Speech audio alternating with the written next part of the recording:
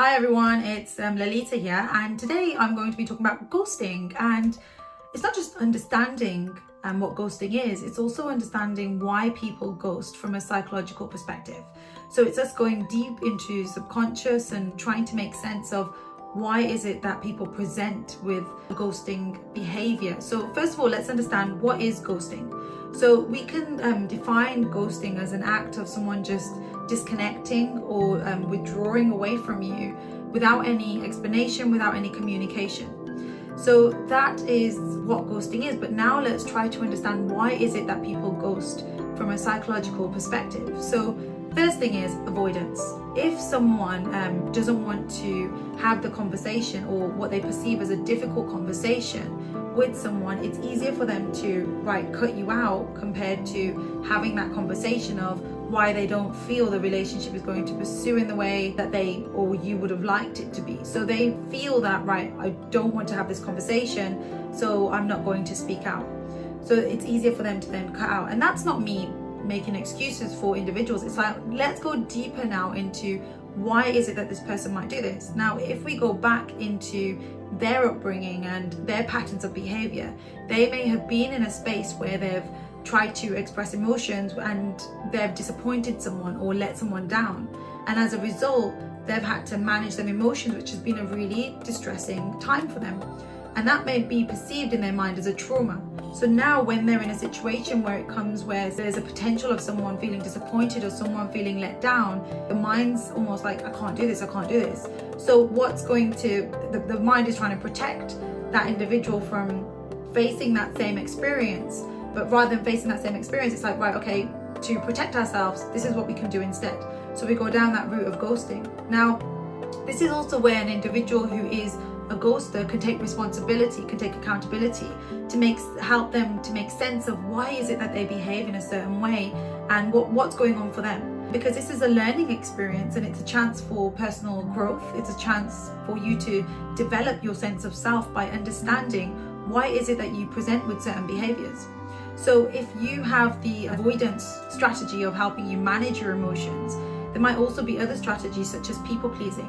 So there might be a part of you that's learned over time is that I need to make sure that I protect other people's emotions, or I need to look out for other people's emotions. So there might be a part of you that doesn't want to hurt someone or doesn't want to let someone down. So it's easier again to remove yourself if you've learned to become a people pleaser. So this is why it's like, if someone feels that potentially they could hurt someone or upset, it's easier to walk away. But this is again why it's so important for us to understand and to have that communication with ourselves. So if you're finding it difficult to express how you might be feeling in a relationship, it's important to try and make sense of what's that block, what's going on for you, what's subconsciously happening, and where is this coming from. Because as we all know, that when we understand how we're presenting in today's world, in the physical world right now, that comes from previous experiences that we've been through, which shapes the mind, which shapes our behaviors, our thoughts, our feelings. So it's so important that we do go back to understand, and these experiences, it's all research, it's all helping us to develop ourselves. So another thing might be fear. So people have a fear response of, I'm going to upset someone, which comes from avoidance, people pleasing. So it's so important that we do understand what's going on there for us. Another reason might be a lack of consequence. People know that, if I cut them out, I'm not going to get shouted at, or I don't know their friends, I don't know their family, so it's easy for me to cut them out. But we need to go back into the response. Why is it that people ghost in this way? So if we go back, is that a trauma-based response of how they've learned to communicate their emotions? Because it's a lack of sense of self that one might have in not being able to express emotions or make sense of what might be going on for them. That's the avoidance of, I don't want to go into that, so it's easier for me to go this way into what's going on here. And I think this is where it's so important for us to have this respect of, what was my intention when starting and connecting with this person, and being able to have that respect of, look, if something doesn't feel right, it's being able to express that and letting the other person know. Because on the other side, what happens to that person who's being ghosted? It can impact on sense of self, on your self-worth, on dating other people after this experience, because you haven't had the closure. And instead you've got these loops that are open, like, well, what if I had done this? Or maybe I shouldn't have done this, or what if I had done this, or maybe if I had done this, then this. So we start thinking about, then it wouldn't be like this now, or I wouldn't be where I am now.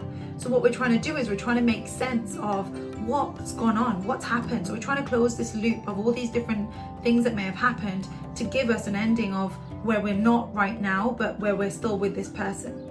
So this is again you trying to get closure and clarity, because your mind is trying to make sense of what's gone on.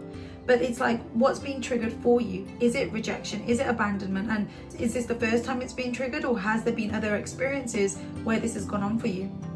And it's important that you do look after yourself. So if you have been getting to know someone and you've just completely been ghosted, it's looking after yourself, because yes, you may have been fond of someone and then almost they've become part of your daily routine.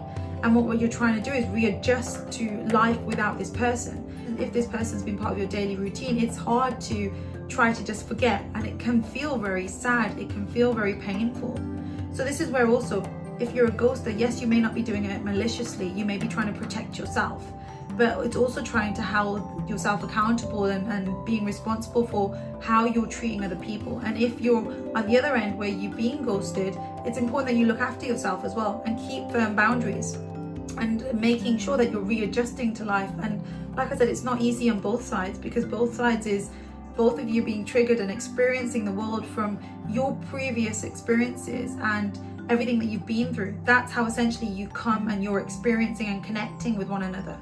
So it is going deeper, like I said, into making sense of why is it that people are ghosting and what's going on for that person who is ghosting, but also the person who has been ghosted. So yeah, it is important that we just understand. And I use the word important. It's because it helps with our own mental health, our own well-being. That's why I use the word important, because otherwise the person who's been ghosted, it can impact on their mental health, it can impact on their well-being, where they're stressed about thinking, what happened? They're so anxious, they're getting stressed out, they're thinking about it, they're trying to make sense, they're withdrawing themselves from people, not wanting to be around people, because they're making sense of what's gone on and perhaps even blaming themselves. And this can impact on their well-being, but like their future dating experiences. And this is why having that respect is so important, and letting someone know. And if you're struggling with that, really understanding, well, why is my pattern of behavior like this? Why do I avoid what's going on here for me? Because by doing that, you're coming from a place of love rather than coming from a place of fear-based response of how you've always done things. So on that note, I am going to leave you there. I hope this video has helped you to understand a little bit more about ghosting, but also the impact of ghosters on people that have been ghosted. And if you have any questions about this, please feel free to reach out, let me know.